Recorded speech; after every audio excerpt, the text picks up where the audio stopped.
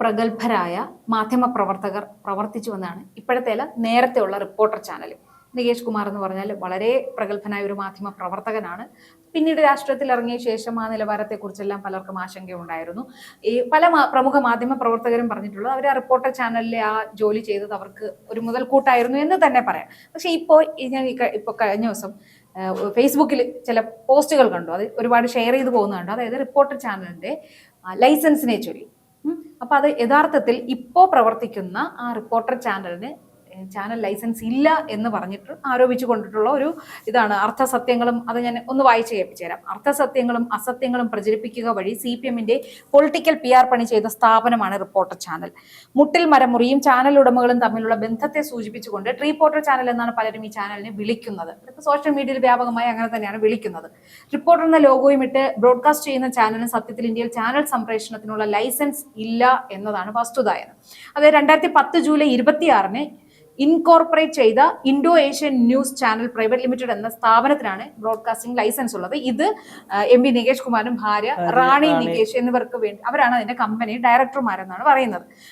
ഇവർക്ക് തന്നെ ഇവരുടെ കമ്പനിക്ക് തന്നെ ഒരുപാട് ബാധ്യതകളുണ്ട്, സാമ്പത്തിക ബാധ്യതകളുണ്ട്. അപ്പൊ അതിനെ അതിജീവിക്കാൻ ഇതിപ്പോ നമ്മുടെ K. സുധാകരൻ MP അത് കേന്ദ്ര അതിന്റെ മറുപടിയിൽ അതിൽ വ്യക്തമായിട്ട് ഇത് പറയുന്നുണ്ട്. അപ്പോ ഇപ്പോ ഈ reporter broadcasting company private limited പ്രവർത്തിക്കുന്നത് ഈ ഒരു ലൈസൻസ് വെച്ചാണ്, പഴയ ലൈസൻസ്. പക്ഷേ ഈ സംപ്രേഷണ ലൈസൻസ് ഒരു തരത്തിലും കൈമാറ്റം ചെയ്യാനോ സബ്ലീസ് ചെയ്യാനോ പാടില്ല എന്ന് ഇന്ത്യൻ ബ്രോഡ്കാസ്റ്റിംഗ് റൂൾസ്, ട്രായ് നിബന്ധനകൾ, കേന്ദ്ര ഇൻഫർമേഷൻ ബ്രോഡ്കാസ്റ്റിംഗ് മന്ത്രാലയത്തിലെ നിർദ്ദേശക തത്വങ്ങൾ, കേബിൾ ടെലിവിഷൻ നെറ്റ്വർക്ക് റൂൾസ് എന്നിവ കർശനമായി പറയുന്നുമുണ്ട്. അപ്പോ ഈ റിപ്പോർട്ടർ ചാനൽ എന്ത് അടിസ്ഥാനത്തിലായിരിക്കും ഇവരിങ്ങനെ പ്രവർത്തിക്കുന്നതെന്ന് പറഞ്ഞാൽ ഈ വ്യാജ പ്രചരണങ്ങൾ നടത്താൻ വേണ്ടി മാത്രമായിട്ട് ഒരു ചാനൽ പ്രവർത്തിക്കുകയാണ്, അതും വ്യാജ ലൈസൻസ് വെച്ചിട്ട്. ലൈസൻസ് ഇല്ല, മറ്റൊരാളുടെ ലൈസൻസ് വെച്ച് പ്രവർത്തിക്കുന്നത്. അപ്പോൾ ഒരു സോഷ്യൽ മീഡിയയിൽ ചോദ്യം ഉയരുകയാണ്, അടച്ചു പൂട്ടുവോ എന്നുള്ളത്. സോഷ്യൽ മീഡിയയിലാണ് ഇതുമായി ബന്ധപ്പെട്ട കഴിഞ്ഞ ദിവസങ്ങളിലാണല്ലേ പലരും പ്രമുഖരായിട്ടുള്ള പലരും ആ പോസ്റ്റ് ഷെയർ ചെയ്യുന്നുണ്ട്. അതിനകത്ത് പറയുന്നത് 2011 ഈ ചാനൽ വരുന്നത്. 2010 ഇതുമായി ബന്ധപ്പെട്ട ലൈസൻസ് അന്ന് Indo Asian news channel private limited എന്ന കമ്പനിയാണത്. അന്ന് ഈ പറഞ്ഞ പോലെ നികേഷ് കുമാർ, അദ്ദേഹത്തിന്റെ ഭാര്യ റാണി വർഗീസ് അവരുടെയാണ് അതിന്റെ ഉടമസ്ഥര്. അവരുടെ ഇതിലാണ് ലൈസൻസ് കിട്ടുന്നത്. എന്നാൽ ഇപ്പോൾ വരുമ്പോൾ എന്താണ് പറയുക, പിന്നീട് നികേഷ് കുമാർ അടുത്തിടയ്ക്കാണ് സ്ഥാപനം വിട്ട് പോവുകയൊക്കെ ചെയ്യുന്നു. അത് പൂർണ്ണമായിട്ടും അത് വിൽക്കുകയൊക്കെയാണ്. അതിനുശേഷം വരുന്നത് പുതിയൊരു കമ്പനി എന്ന് പറയുന്നത് റിപ്പോർട്ടർ ബ്രോഡ്കാസ്റ്റിംഗ് പ്രൈവറ്റ് ലിമിറ്റഡ് എന്ന് പറയുന്നതാണ്. അത് രണ്ടും രണ്ട് കമ്പനിയാണ്. അപ്പോൾ ഈ റിപ്പോർട്ടർ ബ്രോഡ്കാസ്റ്റിംഗ് കോർപ്പറേഷൻ എന്ന് പറയുന്നത്, അല്ലെങ്കിൽ ആ കമ്പനിക്ക് അവര് ഇത്തരത്തിൽ ഒരു ന്യൂസ് ചാനലിന് വേണ്ടുന്ന ലൈസൻസിന് അപേക്ഷിക്കുകയോ ചാനൽ ലൈസൻസ് എടുക്കുകയോ ചെയ്തിട്ടില്ല. ഒരു ന്യൂസ് ചാനൽ അല്ലെങ്കിൽ ഒരു ചാനൽ പ്രവർത്തിക്കണമെങ്കിൽ അതിന് കേന്ദ്ര മന്ത്രാലയത്തിന്റെ ഇത് വേണം, ലൈസൻസ് വേണം എന്നുള്ളത് നിർബന്ധമാണ്. അപ്പോൾ പഴയ ഒരു കമ്പനിയുടെ ലൈസൻസ് വെച്ചുകൊണ്ട് അവർക്ക് അങ്ങനെ ചെയ്യാൻ പറ്റത്തില്ല. അല്ലെങ്കിൽ അതിന് ഈ പറയുന്ന കേന്ദ്ര മന്ത്രാലയത്തിന്റെ അനുമതി വേണം.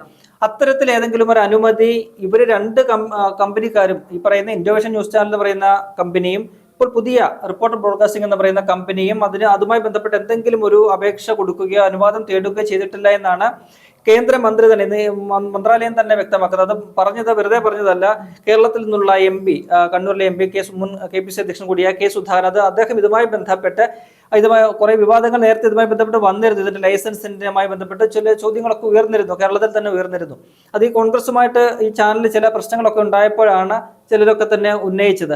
അപ്പോൾ K. സുധാകരൻ, അദ്ദേഹം KPC അധ്യക്ഷൻ കൂടിയായിരുന്നു അന്ന്, അതുമായി ബന്ധപ്പെട്ട ചോദ്യം പാർലമെന്റിൽ ഉന്നയിക്കുകയും അതിന് ബന്ധപ്പെട്ട മന്ത്രി അതിന് മറുപടി കൊടുക്കുകയും ചെയ്തത് ഇപ്രകാരമാണ്. അങ്ങനെ ഈ പറയുന്ന ഇൻഡോ ഏഷ്യൻ ന്യൂസ് ചാനൽ അത്തരത്തിൽ ഏതെങ്കിലും തരത്തിൽ ഒരു തങ്ങളുടെ ലൈസൻസ് മറ്റാർക്കെങ്കിലും കൊടുക്കണം, കൈമാറണം എന്നൊരു ആവശ്യമോ ഒന്നും തന്നെ അത്തരത്തിലുള്ള ആവശ്യം ഉന്നയിച്ചുകൊണ്ട് അപേക്ഷ തന്നിട്ടില്ല എന്നാണ് പറയുന്നത്. അപ്പോൾ അങ്ങനെയാണെങ്കിൽ ആ മന്ത്രാലയം അങ്ങനെ പറയുമ്പോൾ സ്വാഭാവികമായിട്ടും ഇപ്പോഴത്തെ ഈ ചാനൽ എങ്ങനെയാണ് പ്രവർത്തിക്കുന്നത് എന്ന ചോദ്യം വളരെ പ്രസക്തമായിട്ട് ഉയരുന്നുണ്ട്. കാരണം ഇവര് സ്വന്തമായിട്ട് ലൈസൻസിന് അപേക്ഷിച്ചിട്ടില്ല, ഇൻഫർമേഷൻ ബ്രോഡ്കാസ്റ്റിംഗ് മന്ത്രാലയത്തിൽ അപേക്ഷിച്ചിട്ടില്ല, അവർക്ക് അത് കിട്ടിയിട്ടുമില്ല. ഇതിന്റെ പ്രവർത്തനം നടപടികൾ ഉണ്ടാകാനുള്ള സാധ്യതയാണ് നമ്മളിപ്പോൾ കാണുന്നത്. ആ ഇതുമായി ബന്ധപ്പെട്ട് ആദ്യമായിട്ട് പോസ്റ്റ് ഇട്ട വ്യക്തി അതിന്റെ കുറെ ഡീറ്റെയിൽസ് അദ്ദേഹം കമന്റ്സിൽ കൊടുത്തിട്ടുണ്ട്. അപ്പോൾ അദ്ദേഹം അടുത്ത ദിവസം കൂടുതൽ അതിന്റെ വിശദാംശങ്ങളുമായിട്ടൊക്കെ വരുമെന്ന് പറയുന്നു. നാളെയൊക്കെ അദ്ദേഹം ഒരുപക്ഷെ പുറത്ത് വിട്ടേക്കാം. അങ്ങനെയാണെങ്കിൽ ഈ അദ്ദേഹം പറയുന്ന കാര്യങ്ങൾ സത്യമാണെങ്കിൽ നമുക്കറിയില്ല. അതുമായി ബന്ധപ്പെട്ട് ഈ പറയുന്ന വാർത്തകൾ സത്യമാണെങ്കിൽ അതിന് മറുപടി അവര് ഈ പറയുന്ന മാനേജ്മെന്റ് പറയാൻ ബാധ്യസ്ഥരാണ്. ഇന്ത്യ വിഷൻ ന്യൂസ് ചാനലിന്റെ ലൈസൻസ് വെച്ചാണ് ഇവർ ഇപ്പോൾ പ്രവർത്തിക്കുന്നതെങ്കിൽ അത് പ്രവർത്തിക്കാനുള്ള അർഹത അവർക്കില്ല. കാരണം ഈ പറയുന്ന മന്ത്രാലയത്തിന്റെ റൂൾസിനകത്ത്, അത് ബ്രോഡ്കാസ്റ്റിംഗ് റൂൾസിനകത്ത് അത് പറയുന്നുണ്ട്.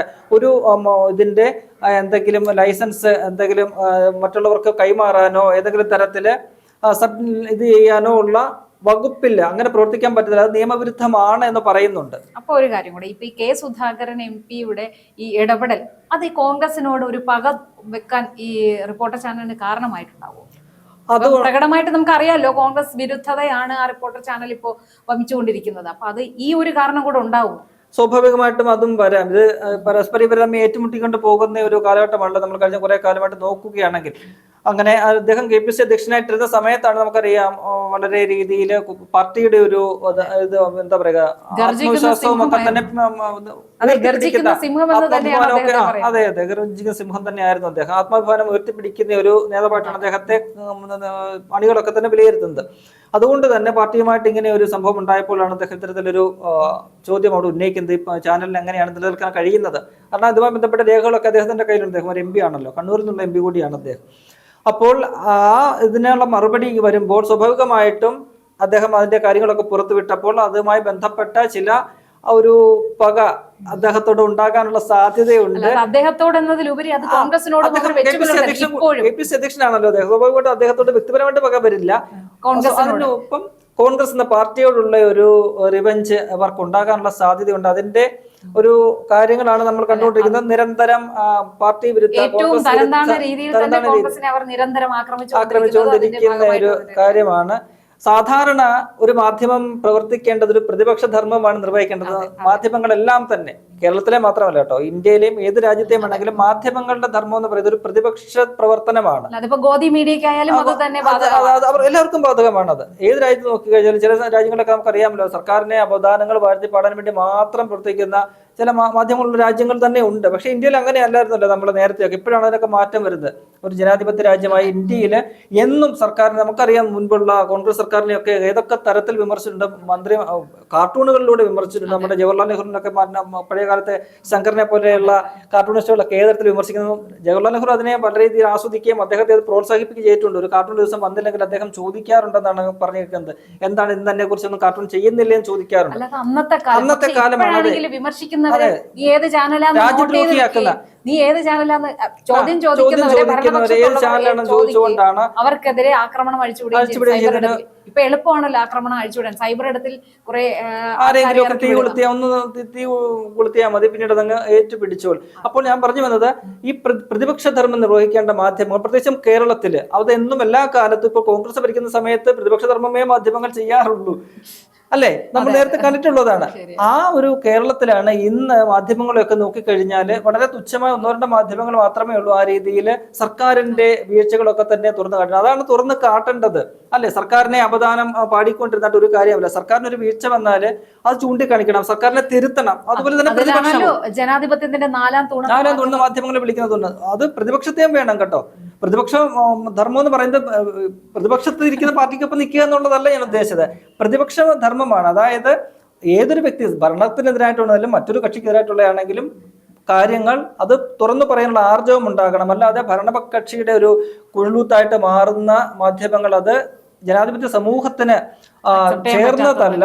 അത് ഈ പറയുന്ന റിപ്പോർട്ടർ ചാനൽ ഇപ്പോൾ നോക്കുകയാണെങ്കിൽ അവർ പൂർണ്ണമായിട്ടും ഒരു സർക്കാരിനോട് അടിമപ്പെട്ടു പോകുന്ന ഒരു ചാനലായിട്ടാണ് നമുക്ക് വിലയിരുത്താൻ കഴിയുക. ഒരു ഈ പ്രതിപക്ഷ ധർമ്മം തന്നെ അവർക്ക് നഷ്ടപ്പെട്ടിരിക്കുന്ന ഒരു പ്രതിപക്ഷത്തെയാണ് കൂടുതലും അവര് ഓഡിറ്റ് ചെയ്യുന്നത്. അതും നല്ലതാണ് കേട്ടോ, പ്രതിപക്ഷത്തെ ഓഡിറ്റ് ചെയ്യണം. കാരണം സംസ്ഥാനത്തെ പ്രതിപക്ഷമല്ല, അവർ ഏത് രീതിയിൽ പ്രവർത്തിക്കുന്നു, അല്ലെങ്കിൽ ആ പാർട്ടി എങ്ങനെയാണ്, മുന്നണി നയിക്കുന്ന പാർട്ടി എങ്ങനെയാണ് പോകുന്നത് ഒക്കെ ഉള്ളത് ഓഡിറ്റിംഗ് വേണം. പക്ഷെ അത് ആ സമയത്ത് അതിന്റെ ഒരു 100-ലെന്നെങ്കിലും സമയം മറുവശത്ത് ഈ പറയുന്ന സർക്കാരിനെ ഓഡിറ്റ് ചെയ്യാനും കൂടി മാധ്യമങ്ങൾ വിനിയോഗിക്കണം, പ്രത്യേകിച്ചും ഈ ചാനൽ വിനിയോഗിക്കണം. അല്ലാതെ എല്ലാം തികഞ്ഞ ഒരു സർക്കാരും പാർട്ടിയും ഒന്നും അല്ലല്ലോ ഇപ്പോൾ കേരളം ഭരിക്കുന്നത്. അവരെല്ലാം ശരിയാക്കും എന്നൊക്കെ പറഞ്ഞ് വന്നെങ്കിലും എത്രത്തോളം ശരിയായിട്ടുണ്ട് എന്നുള്ളത് കേരളത്തിലെ ജനങ്ങൾക്കറിയാം. അതുകൊണ്ട് തന്നെ ഈ പറയുന്ന പോലെ പ്രതിപക്ഷ ധർമ്മം വിട്ടുകൊണ്ടുള്ള ഒരു പ്രവർത്തനമാണ് ആ ചാനൽ പൂർണ്ണമായിട്ട് നടത്തുന്നത്. അത് കോൺഗ്രസ് വിരുദ്ധതയായിട്ട് മാറിയിരിക്കുന്നു. അപ്പോൾ കോൺഗ്രസും ആ ചാനലും തമ്മിലുള്ള ഏറ്റുമുട്ടൽ എന്ന നിലയിലാണ് കഴിഞ്ഞ കുറെ കാലമായിട്ട് അത് പോയിക്കൊണ്ടിരിക്കുന്നത്.